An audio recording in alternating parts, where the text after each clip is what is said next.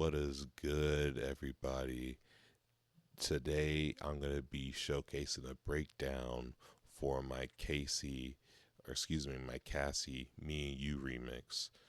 And also, it's going to be a nice, like, little breakdown slash tutorial for people who are interested in making Kaytranada sounding type of beats, that type of groove. I feel like I got a real good handle on it, at least on this track. So we're going to go ahead and break it down. But without further ado, I'm going to go ahead and just showcase the first minute of the song and let you guys get a feel for it if you want to stick around or not. All right, let's do it.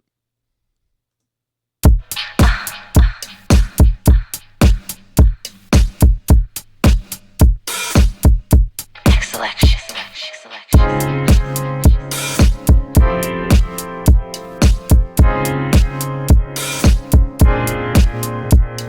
You've been waiting so long. I'm here to answer your call. I know that I shouldn't have had you waiting at all. I've been so busy, but I've been thinking about what I wanna do with you. I know them other guys, they've been talking about the way I do what I do. They heard I was good, they wanna see if it's true. They know you're the one I wanna give it to. I can see you want me too. Now it's me and you. Now I've been waiting, think I wanna make that move now. Baby, tell me if you like it. Tell me if you like it now. I've been waiting, think I'm gonna make that move now. Baby, tell me how you like it. Just waiting.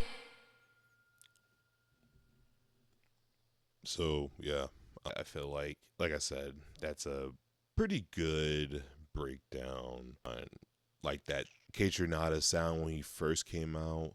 I feel like that, like at least this song here hits it right on the head.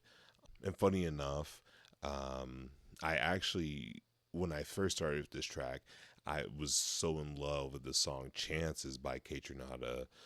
Not too sure if you guys are familiar with that one or not, but funny enough, as you can see, the project files actually named Chances.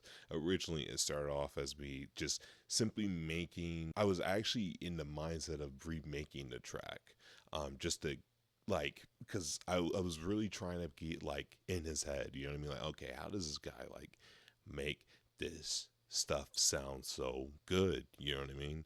So my original mindset when I cooked up this track wasn't even to make a song like an original song, was to simply remake it, remake the Chances track. But with that, I started off with the drums, which I feel like is really essential to any Kaytranada sounding house sound, or at least if you're trying to achieve that like kind of like groove house type of vibe. I don't want to just credit him to that, so the only person pushing out the sound, but he kind of is like the frontier of it. But anyway, it's just a drum soloed out.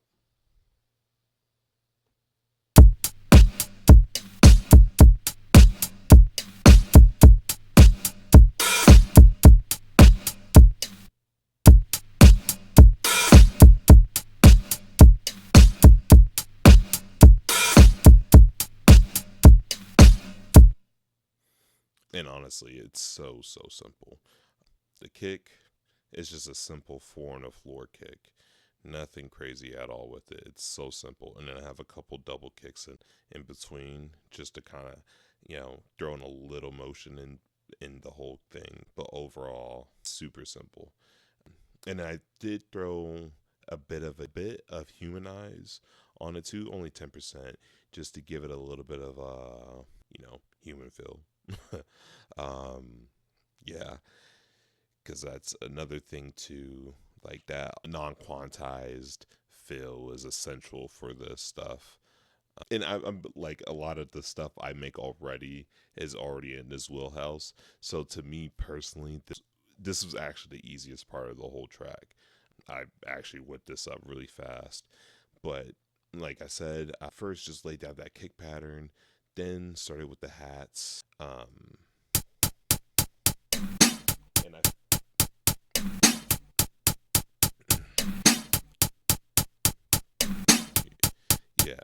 And I feel like the hats are actually what makes the groove to these drums what it is, you know, even if you just have the drums in the hat playing alongside each other.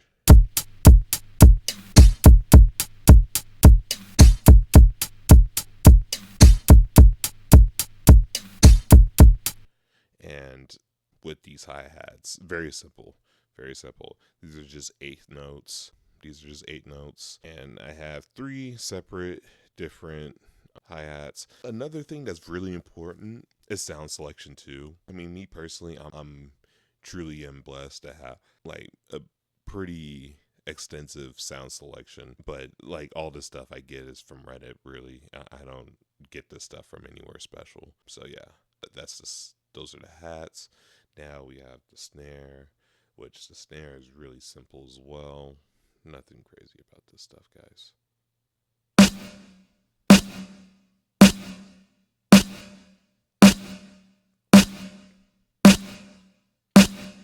Yeah, so, and mind you, I'm not too familiar with timings and stuff like that, but it's not on every two, because every two would be like this, you know what I mean? Like boom and boom. But I think that's every two. I'm not too sure. But this, yeah, trust me, I'm gonna get much better at calling out the time signatures and stuff like that. Using not time signatures, but you guys know what I mean. And then it's just a simple open eye app, really. I threw a bit of a flanger on it because I noticed that a lot of the times, one for me, I noticed that it provides a great like texture to your open hi hat, which I like. It's subtle, but it really does enhance it. And two, Kaytranada himself, at least from the sounds, especially in chances, I noticed that there's definitely a flanger being used on the hats for sure. There has to be, especially the open hat. At least that's what I've noticed. So we got the drums broken down. Drums are done. Sorry about that. So now, next thing we move on to is the piano, which you hear kind of buried under everything, but it's definitely still there.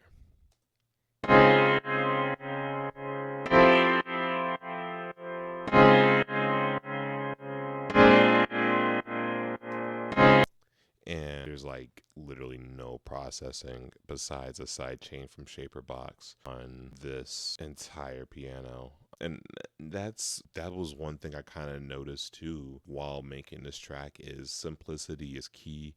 And a lot of tracks that you will realize you like are very simplistic when they're broken down. I feel like when you get so convoluted and you know the nitty gritty, like I mean, me personally, I'm a nerd with a lot of things, especially when it comes to music production. So I can get deep into details, and sometimes that can be a benefit. Most times it's not, but yeah. That is just the piano. It's super simple. It's just a C sharp chord progression. Harmonic major, real simple.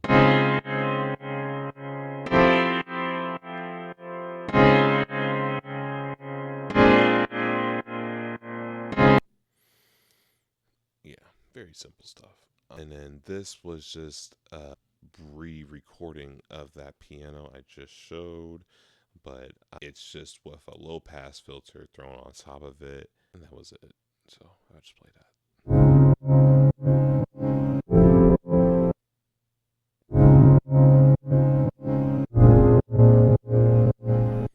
And then the point of this is simply to fill space.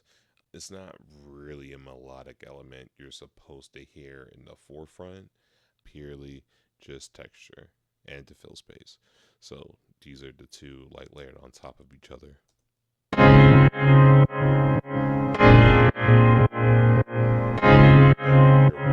One or the other, it just adds a little bit of, a little bit of something in there. You know what I mean?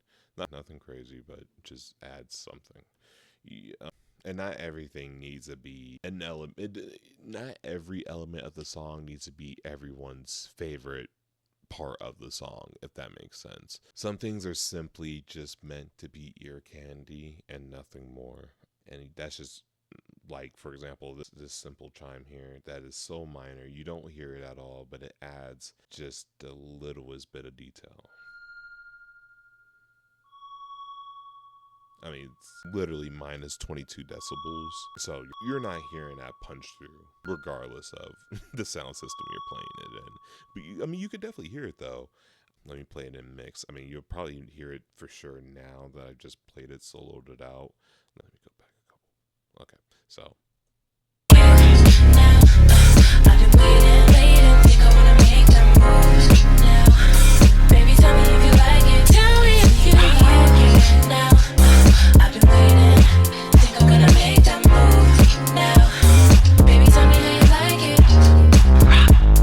Waiting for you to tell me you were ready.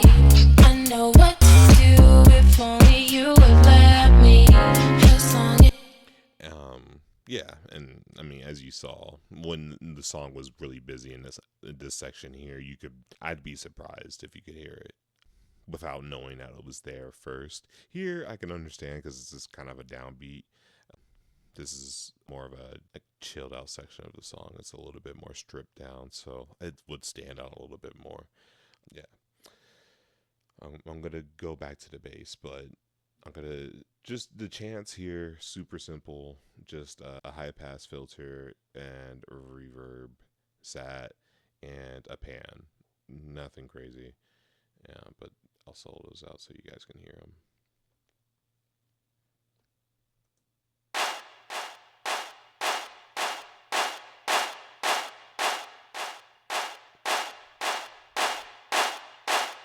Yeah, that's all there is to that. I would be surprised if people want me to dive into that, so I'll just jump to the synth is literally just a copy and paste of the piano I have on top.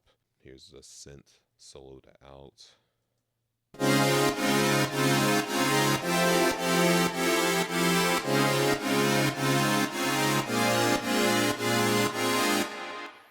It's same as that chord progression as the piano I showed earlier. I'm using OPXA, which is from the Arturia synth pack. I believe is the 5th synth pack, if I'm not mistaken. But yeah, and then I throw in a little bit of sidechain, which surprise, everything is sidechained. Just about everything is sidechained. All the melodic elements are sidechained, but not sidechained to the kick. I just want to clarify that point. Not sidechained to the kick.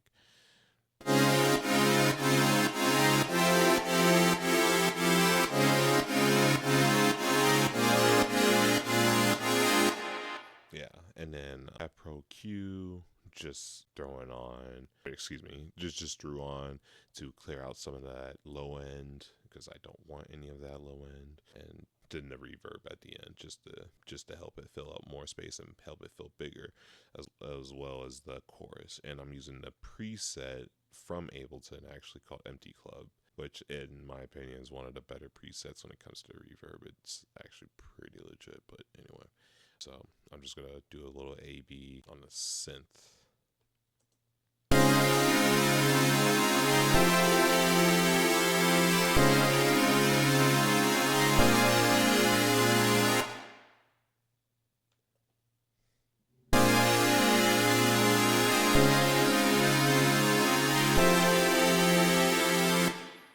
So then you add the side chain on.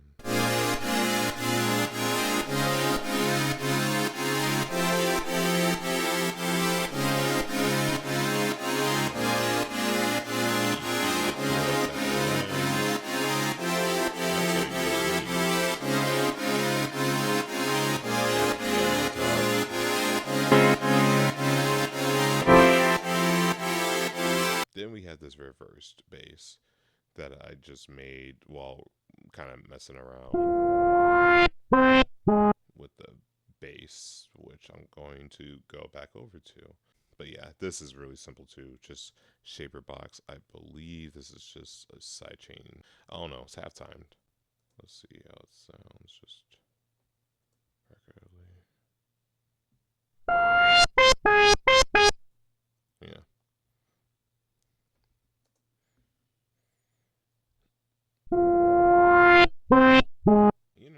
it's just a small texture over the track. When you hear it, I mean, I think it stands out a little bit, but it's not anything significant, but it definitely adds something, you know. They've been talking about the way I do what I do. They heard I was good. So now the bass is probably the most work I put in for the whole track, to be so honest. Everything else came relatively pretty fast. I'm sorry, I know I'm like freezing the track right now, but I want to unfreeze the bass so we can kind of dive into it a little bit. It won't be like a crazy deep dive because, like I said, it's all real simple when you break it down. Like there's effort, but don't break your brain trying to make this shit sound good. You know, like I feel like the tracks that sound the best for me are the ones that I don't know, I just don't rush the process on. It all just comes naturally. Anyway, okay. So this bass here, right? I'm gonna freeze this because boy, oh boy, this is a chunky boy right here. Now all the notes here are actually really simple, nothing crazy.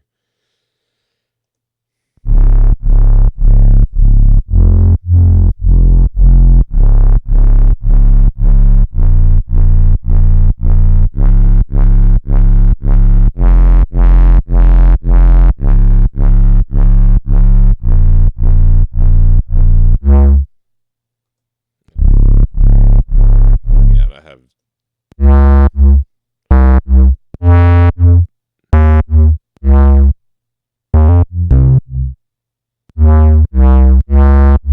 Yeah, and I have two different progressions for the bass. One for like the chords. Yeah. As you can see, in the second part is more for the breakdown. Um, Now the bass. I'm just gonna start. It's just a simple. Yeah, it was the preset jazz bass off the Mini V from Arteria, and then I'll just show you like the build process of how we got here. And the reverb is just for the breakdown, which if you guys want to see the whole song and where that breakdown gets implemented, I will have the link to the song that's on my SoundCloud. So it's just the bass as is without any effects.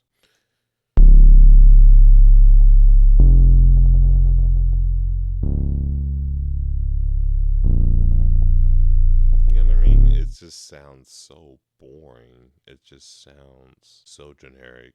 But, you know, first, like with all my basses, I throw an amp on it first, especially the rhythm funk amp preset off of Ableton. I use a lot of Ableton presets, and I would highly recommend anyone using Ableton to really look into using Ableton's presets. They're actually very slept on. Or no, using any Ableton instruments and audio effects in general. I highly recommend looking more into for most folks who already have Ableton. It is such a godsend. Um, yeah, I'm. I mean, personally, I've opened my eyes quite a bit to it, but anyway, I'm just getting off a tangent now. So yeah, first things first, add an amp.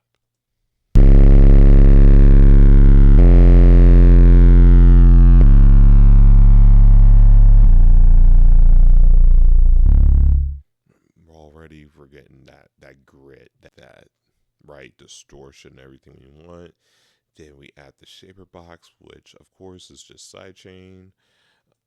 To give it that bounce we want. We want that bounce.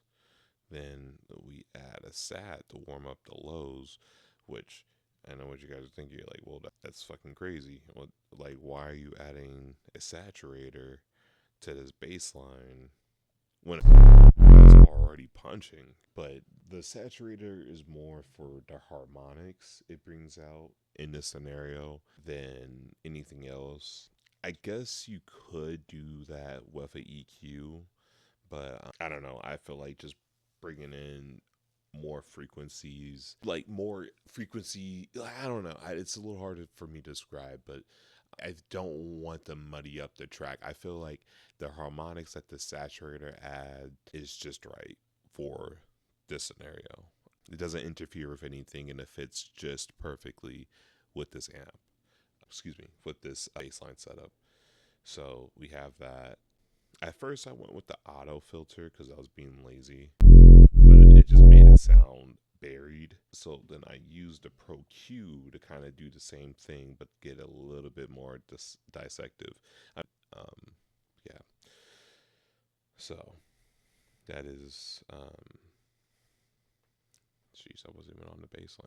So with that, I got a um,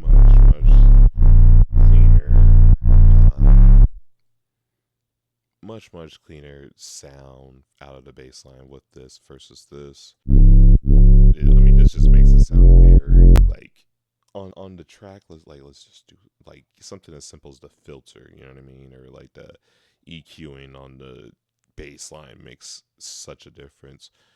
Been waiting so long, I'm here to answer your call. I know. Like that is not hitting, bro. Been waiting so long, I'm here to answer your call. I know that I shouldn't have had you waiting at all. I've been so busy. That's not hitting. But then you throw, you know what I mean, a little bit more time into it. Been waiting so long, I'm here to answer your call. I know that I shouldn't have had you waiting at all. Yeah, it just sounds so much better. And then throwing a limiter on top with a slight additional gain just to make sure we're not clipping. Because like I said, I know I threw on a lot of stuff. And at the tail end, I threw on a utility bass mono preset. Been waiting so long, I'm here to answer your call. This is just simply just to keep everything nice and tight. Been waiting so long, I'm here to answer. I feel like without this, like you're hearing the bass kind of like it's almost kind of drowning the whole track. So it drowns the energy too. While you can do this, have all this going on in the back, and then while with all that, have a nice tight bass that also sounds very aggressive and almost unsustained too, almost uncontrollable,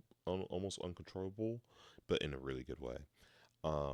This is the master channel too. I feel like this is really important too, but I'm not gonna bore people with this breakdown. But just know mastering and mixing is very essential to getting everything sounding good. But yeah, at the end of everything, you take a little time, you polish, do your mastering, mix, you'll get a result like this. All right, guys. Now, if you want to listen to the track, like I said, I'll leave the link to the song that's on my SoundCloud in the description. If you actually sat down and watched this whole breakdown and watch me ramble and go through all this, I truly thank you. This is my very first time doing anything like this.